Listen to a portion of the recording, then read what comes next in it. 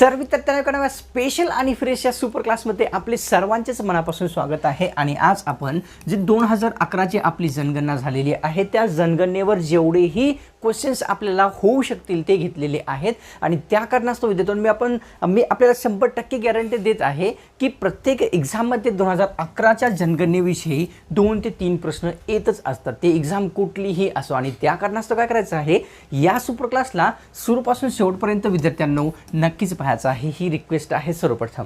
तसेच तुम्ही जर चॅनलवर नवीन आला असाल किंवा कोणत्याही कारणास्तव आतापर्यंत आपण या चॅनलला सबस्क्राइब जर नसेल केलेले, काय करायचं आहे, लगेच चॅनलला सबस्क्राइब करून घ्यायचं आहे, अतिशय महत्त्वाचे असते, तर लगेच करून घ्या। तर सुपर क्लास सुरू करण्यापूर्वी विद्यार्थ्यांनो एक लाईक पण नक्कीच करायचं आहे। तर सर्वात पहिला जो प्रश्न आहे विद्यार्थ्यांनो आपल्या समोर असा दिसून येतो, भारतात पहिली 10 वार्षिक योजना जी आहे विद्यार्थ्यांनो कोणत्या वर्षीपासून सुरुवात झालेली आहे? पहिली 10 वार्षिक योजना आणि ही स्वातंत्र्य प्राप्तीच्या पूर्वीची आहे। तर 1881, 1884, 1885 किंवा 1899। तर ऑप्शन क्रमांक 1 1881 या वर्षी जी आहे भारतातील सर्वात पहिली 10 वार्षिक योजना सुरू झालेली आहे।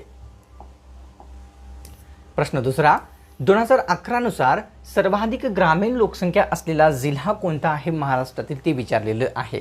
महाराष्ट्रातील आहे स्पेशल सर्वाधिक ग्रामीण लोकसंख्या असलेला जिल्हा, नंदुरबार, सिंधुदुर्ग, गडचिरोली किंवा गोंदिया। तर विद्यार्थ्यांनो ऑप्शन क्रमांक या ठिकाणी 3 योग्य राहणार आहे। गडचिरोली या जिल्ह्यामध्ये 2011 च्या जनगणनेनुसार सर्वात जास्त ग्रामीण लोकसंख्या स्थित असलेली दिसून येते।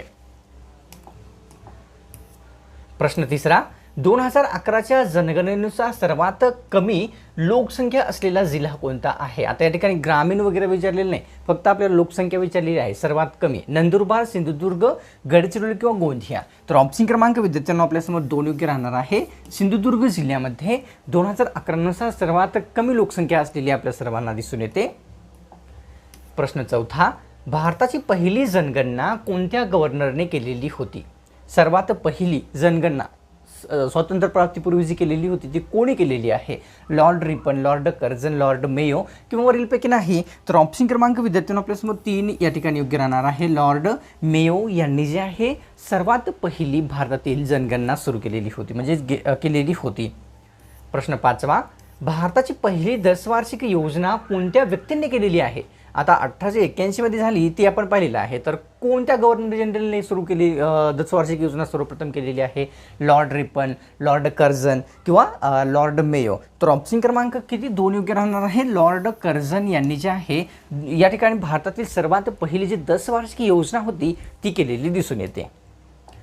प्रश्न 6वा, की 2011 नुसार सर्वात जास्त शहरी लोकसंख्या असलेला जिल्हा कोणता आहे? 2011 नुसार सर्वात जास्त शहरी लोकसंख्या असलेला आपल्याला महाराष्ट्रातील जिल्हा विचारलेला आहे। तर ऑप्शनमध्ये काय आहे त्याच्यानं मुंबई शहर, धाराशिव, नांदेड किंवा मुंबई उपनगर? तर ऑप्शन क्रमांक 1 मुंबई शहर या जिल्ह्यामध्ये सर्वात जास्त शहरी लोकसंख्या स्थित असलेली दिसून येते 2011 नुसार। प्रश्न 7वा, 2011 नुसार दुसरा सर्वात जास्त शहरी लोकसंख्या असलेला जिल्हा कोणता आहे? आता दुसरा विचारलेला आहे महाराष्ट्रातील मुंबई शहर, धाराशिव, नांदेड किंवा या ठिकाणी मुंबई उपनगर? तर ऑप्शन क्रमांक विद्यार्थ्यांनो 4 योग्य राहणार आहे। या ठिकाणी मुंबई उपनगर या जिल्ह्यामध्ये जे आहे या ठिकाणी सर्वात जास्त दुसऱ्या क्रमांकाचा जे शहरी लोकसंख्या असलेला आहे तो जिल्हा दिसून येतो। प्रश्न 8वा, की 2011 नुसार महाराष्ट्रात ग्रामीण लोकसंख्येचे प्रमाण किती टक्के होते? आता या ठिकाणी टक्क्यानुसार विचारलेले आहे की किती टक्के होते ग्रामीण लोकसंख्येचे प्रमाण विद्यार्थ्यांनो? 40.8, 54.8, 50.8 किंवा 48 पॉईंट विद्यार्थ्यांनो या ठिकाणी विचारलेलं आहे की 5? तर ऑप्शन क्रमांक किती योग्य राहणार आहे? ऑप्शन क्रमांक विद्यार्थ्यांनो आपल्यासमोर 2 म्हणजेच या ठिकाणी 54.8% एवढी जी आहे 2011 नुसार महाराष्ट्रातील ग्रामीण लोकसंख्येची टक्केवारी असलेली दिसून येते। प्रश्न 9वा, 2011 च्या जनगणनेनुसार महाराष्ट्रात शहरी लोकसंख्येचे प्रमाण किती टक्के आहे? आता या ठिकाणी शहरी लोकसंख्येचे प्रमाण विचारलेले आहे की 2011 नुसार महाराष्ट्रामध्ये किती टक्के होते? तर ऑप्शनमध्ये आहे 40.2, 43.2 किंवा या ठिकाणी 45.2 किंवा 44.2। तर ऑप्शन क्रमांक 3 योग्य राहणार आहे। 45.2% एवढे महाराष्ट्रामध्ये या ठिकाणी कोशाचे प्रमाण होते, तर शहरी लोकसंख्येचे असलेले दिसून येते। प्रश्न 10वा, 2011च्या जनगणनेनुसार सर्वात जास्त लोकसंख्या असलेला जे आहे महाराष्ट्रातील जिल्हा कोणता ठरलेला आहे सर्वात जास्त? आता या ठिकाणी नॉर्मली लोकसंख्याच विचारलेली आहे, ना शहरी ना ग्रामीण. ठाणे, पुणे, वर्धा, बीड. तर ऑप्शन क्रमांक किती योग्य राहणार आहे? ऑप्शन क्रमांक 1 म्हणजेच बीड ठाणे या जिल्ह्यामध्ये जे आहे 2011 नुसार सर्वात जास्त लोकसंख्या दिसून येते. प्रश्न या ठिकाणी 11वा. 2011च्या जनगणनेनुसार दुसऱ्या क्रमांकाची सर्वात जास्त लोकसंख्या असलेले जे जिल्हा आहे ते कोणता आहे ते विचारलेलं आहे. दुसऱ्या क्रमांकाचा ऑप्शनमध्ये आहे ठाणे, पुणे, वर्धा किंवा बीड. तर ऑप्शन क्रमांक विद्यार्थ्यांना 2 योग्य राहणार आहे. पुणे हा जिल्हा दुसऱ्या क्रमांकाचा जे आहे सर्वात जास्त लोकसंख्या असलेला आपल्या सर्वांना 2011 नुसार दिसून येतो. प्रश्न 12वा की 2011च्या जनगणनेनुसार तिसऱ्या क्रमांकाचे सर्वात जास्त लोकसंख्या असलेले जिल्हा कोणता आहे? मुंबई शहर, मुंबई उपनगर, धाराशिव किंवा नांदेड. तर ऑप्शन क्रमांक विद्यार्थ्यांनो 2 योग्य आहे. मुंबई उपनगर जे आहे तिसऱ्या क्रमांकाचा सर्वात जास्त लोकसंख्या असलेला जिल्हा 2011 नुसार. प्रश्न 13वा. 2011 नुसार संपूर्ण भारतात ग्रामीण लोकसंख्येचे प्रमाण किती टक्के होते? आता संपूर्ण भारतात ग्रामीण लोकसंख्येचे प्रमाण किती टक्के होते विचारलेलं आहे. 60, 68, 70 किंवा 75. तर ऑप्शन क्रमांक विद्यार्थ्यांना आपल्यासमोर योग्य राहणार आहे. 68.8% जे आहे संपूर्ण भारतात ग्रामीण लोकसंख्येचे टक्क्यामध्ये असलेले प्रमाण दिसून येते. प्रश्न 14वा. तर 2011 नुसार संपूर्ण भारतात शहरी लोकसंख्येचे प्रमाण आता विचारलेलं आहे. संपूर्ण भारतात शहरी लोकसंख्येचे प्रमाण 20%, 21%, 25% किंवा या ठिकाणी विद्यार्थ्यांनो आपल्याला विचारलेलं आहे की 15%. तर ऑप्शन क्रमांक किती 2 योग्य राहणार आहे. 31.2% जे आहे 2011 नुसार भारतामध्ये शहरी लोकसंख्येचे टक्क्यामध्ये प्रमाण असलेले दिसून येते. प्रश्न 15वा. 2011 नुसार सर्वाधिक ग्रामीण लोकसंख्या असलेले राज्य, आता राज्य विचारलेलं आहे. ग्रामीण लोकसंख्या सर्वात जास्त असलेले हिमाचल प्रदेश, नागालँड, मणिपूर किंवा अरुणाचल प्रदेश. तर ऑप्शन क्रमांक 1 योग्य राहणार आहे. हिमाचल प्रदेश या राज्यामध्ये 2011च्या जनगणनेनुसार सर्वात जास्त ग्रामीण लोकसंख्येचे प्रमाण असलेला एक राज्य आपल्याला दिसून येतो. घेऊया पुढचा प्रश्न. प्रश्न 16वा. भारतातील सर्वात पहिली जनगणना कधी करण्यात आलेली आहे? आता सर्वात पहिली जी जनगणना आहे ती आपण कोणत्या वर्षी झाली ती आपण पाहणार आहोत की आपल्याला विचारलेलं आहे. तर या ठिकाणी ऑप्शनमध्ये आहेत 1883, 1872, 1888 किंवा 1890. तर ऑप्शन क्रमांक किती योग्य राहणार आहे? 2. 1872 या वर्षी या ठिकाणी भारतातील सर्वात पहिली जनगणना ही करण्यात आलेली होती सर्वप्रथम. तर यापूर्वी आपण 10 वार्षिक पाहिलेली होती, आज कन्फ्यूज नाही व्हायचं आहे. 2011 नुसार दुसऱ्या क्रमांकाचा सर्वात कमी लोकसंख्या असलेला जिल्हा आपल्याला विचारलेला आहे. 2011 नुसार सर्वात कमी लोकसंख्या कोणत्या जिल्ह्यात होती? नंदुरबार, सिंधुदुर्ग, गडचिरोली किंवा गोंदिया. तर ऑप्शन क्रमांक विद्यार्थ्यांनो 3 योग्य आहे. गडचिरोली या जिल्ह्यामध्ये 2011 नुसार सर्वात जी कमी लोकसंख्या आहे ती आपल्याला दिसून येते. प्रश्न 18वा की 2011 नुसार महाराष्ट्रात पुरुषांची लोकसंख्या किती टक्के होती? टक्क्यामध्ये विचारलेली आहे आपल्या राज्यामध्ये पुरुषांची. तर 50.2, 49, 51 किंवा 52.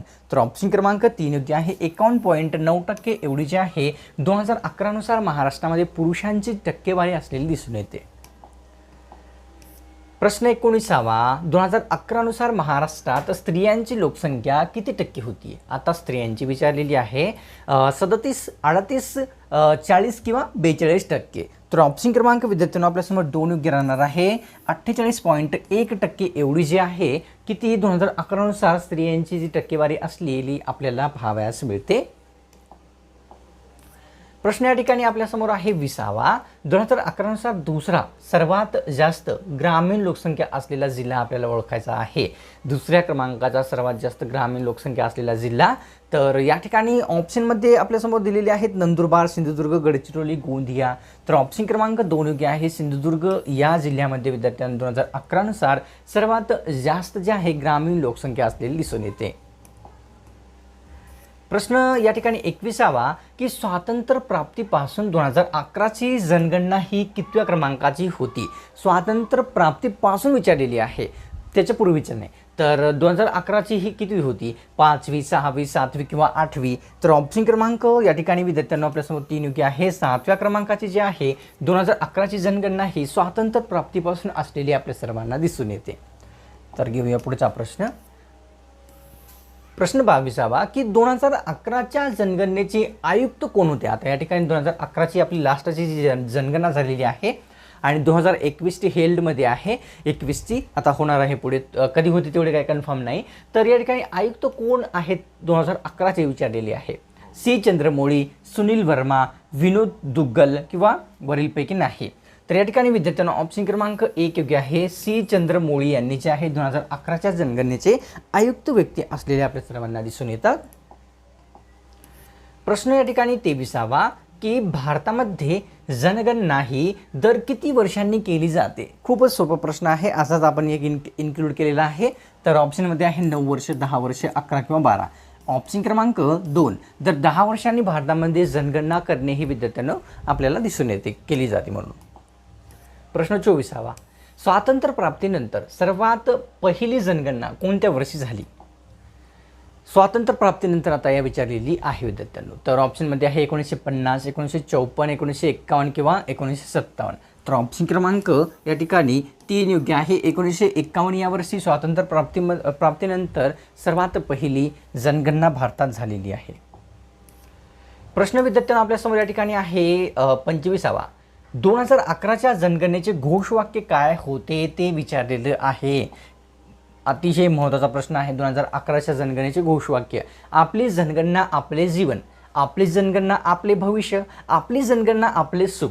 तर ऑप्शन क्रमांक विद्यार्थ्यांनो या ठिकाणी 2 योग्य राहणार आहे. आपली जनगणना आपले भविष्य असे जे घोषवाक्य आहे तर कोणत्या 2011च्या जनगणनेचे ठेवण्यात आलेले होते? तर घेऊया पुढचा प्रश्न. प्रश्न आहे 26वा. 2011च्या जनगणनेचे अंतिम आकडे कोणत्या वर्षी आलेले होते? आता जी जनगणना झाली होती त्याचे अंतिम आकडे कोणत्या वर्षी रिलीज करण्यात आलेले होते? 2016, 2014, 2012 किंवा 2013? तर ऑप्शन क्रमांक विद्यार्थ्यांनो या ठिकाणी 2 योग्य राहणार आहे. 2014 या वर्षी 2011च्या जनगणनेचे अंतिम जे आकडे आहे ते जाहीर करण्यात आलेले होते. प्रश्न 27वा. 2011च्या जनगणनेनुसार महाराष्ट्र राज्यातील एकूण लोकसंख्या किती कोटी होती? चला आता महाराष्ट्रातील एकूण लोकसंख्या विचारलेली आहे. 10.10 कोटी, 12.20 कोटी, 11.24 कोटी किंवा 13 या ठिकाणी विद्यार्थ्यांनो 4 कोटी. तर ऑप्शन क्रमांक आपल्यासमोर या ठिकाणी योग्य किती राहणार आहे? तर ऑप्शन क्रमांक 3 11.24 कोटी जे आहे संपूर्ण आपल्या महाराष्ट्रामध्ये 2011नुसार लोकसंख्येची जी आकडेवारी आहे ती आपल्याला दिसून येते. तर 28वा प्रश्न की 2011च्या जनगणनेनुसार भारताची लोकसंख्या किती टक्के होती? आता या ठिकाणी भारताची विचारलेली आहे. 120 कोटी, 100 कोटी, 112 किंवा 121 कोटी. तर ऑप्शन क्रमांक 4 म्हणजेच 121 कोटी जे आहे 2011च्या जनगणनेनुसार या ठिकाणी संपूर्ण भारताची लोकसंख्या आहे किंवा होती. आता 40च्या पार झालेली आहे. तर 29वा प्रश्न असा आहे की 2011च्या जनगणनेनुसार भारतातील एकूण लोकसंख्यापैकी महाराष्ट्रामध्ये किती टक्के? थोडासा प्रश्न थोडासा छोटा करावा लागेल. काय आहे एक्झॅक्ट पाहूया. 2011च्या जनगणनेनुसार भारतातील लोकसंख्येपैकी महाराष्ट्रात किती टक्के राहत आहेत ते विचारलेले आहे. तर ऑप्शनमध्ये आहे 9%, 5%, 7 किंवा 8%.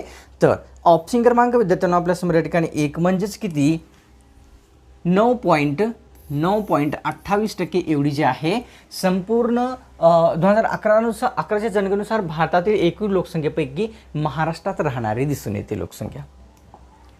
तर घेऊया पुढचा प्रश्न.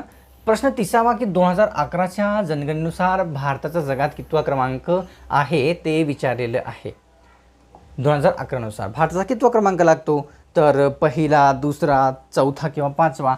तर ऑप्शन क्रमांक आपल्यासमोर या ठिकाणी एक योग्य राहणार आहे. दुसरा क्रमांक 2011च्या जनगणनेनुसार आपल्या भारताचा जगामध्ये लागलेला आपल्या सर्वांना दिसून येतो.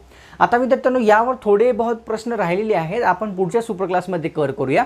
त्या कारणास्तव काय करायचं आहे, आपण जर तुम्ही चॅनलवर नवीन आला असाल किंवा कोणत्याही कारणास्तव चॅनलला आतापर्यंत आपण सबस्क्रायबर्स नसेल केलेले, लगेच करून घ्यायचं आहे. कारण विद्यार्थ्यांनो, आपले जे सबस्क्रायबर आहेत 1,10,000 करण्यास आपल्याला मदत करायची आहे. लवकरच होतील, तर लगेच करून घ्या सबस्क्राईब जर नसेल केले तर. आणि या सुपर क्लासला लाईक करून थोडासा जो प्रोत्साहन आहे तुमच्यातर्फे काय करायचं आहे, आपल्या या चॅनलच्या या सुपर क्लासला दाखवायचं आहे.